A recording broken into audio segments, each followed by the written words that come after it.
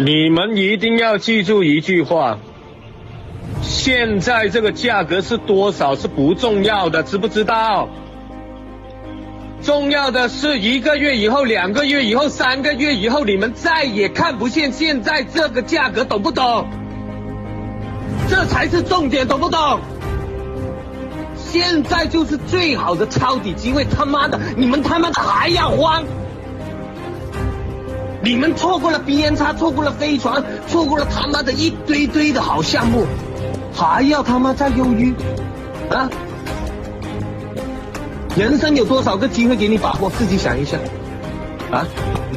每一次他妈你失去机会都是因为你没有胆子，我操！